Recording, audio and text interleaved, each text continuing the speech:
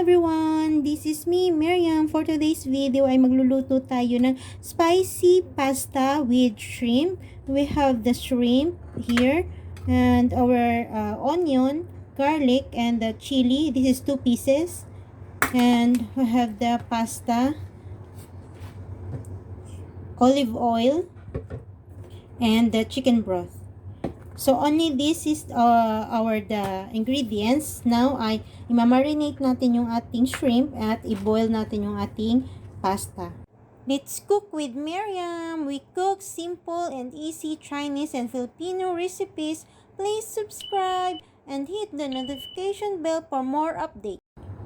Okay, now ay i-marinate natin yung shrimp. So gagamit tayo ng 1 teaspoon na brown sugar, 1 teaspoon na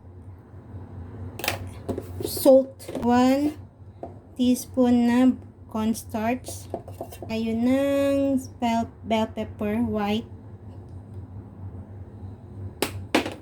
at maglagay din tayo ng konting sesame oil. Mix lang natin siya.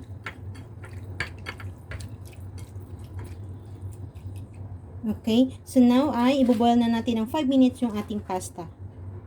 So now I prepare hot water. Lagyan natin siya ng 1 teaspoon na salt, konting oil para hindi dumikit yung ating pasta.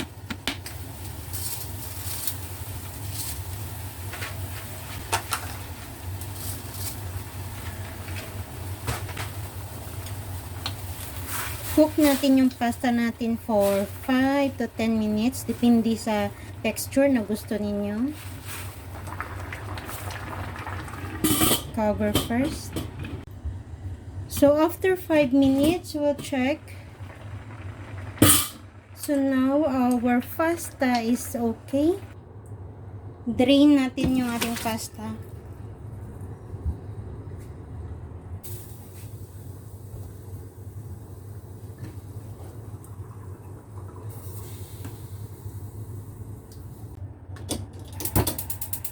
Ngayon ay magisa na tayo. Put olive oil yung gagamitin natin.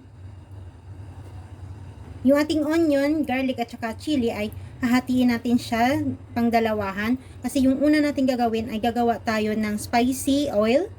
So first, maglagay tayo ng half lang nito. Then half man na garlic. Meron pa tayong natira. Then konting chili. Itong natira ay gigisa natin mamaya sa ating shrimp.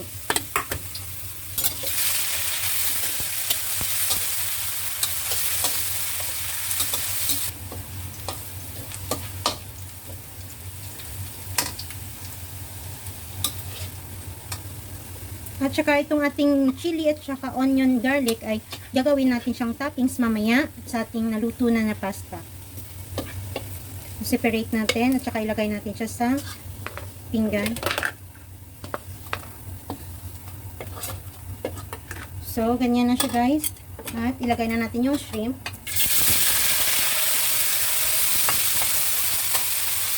Ilagay na natin ito.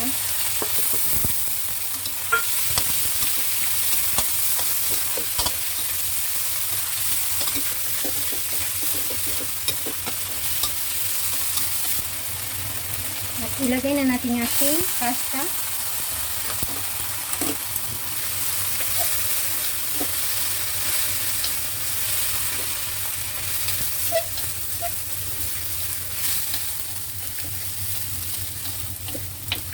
Then, lagyan natin siya ng chicken broth para sa ating sabaw.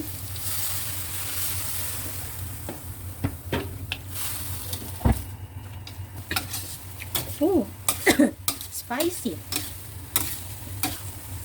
Okay na siya guys, pero hintayin lang natin matanggal yung kanyang sabaw, ma-absorb ng pasta. Ganun lang siya kadali. Yan, okay na, okay na.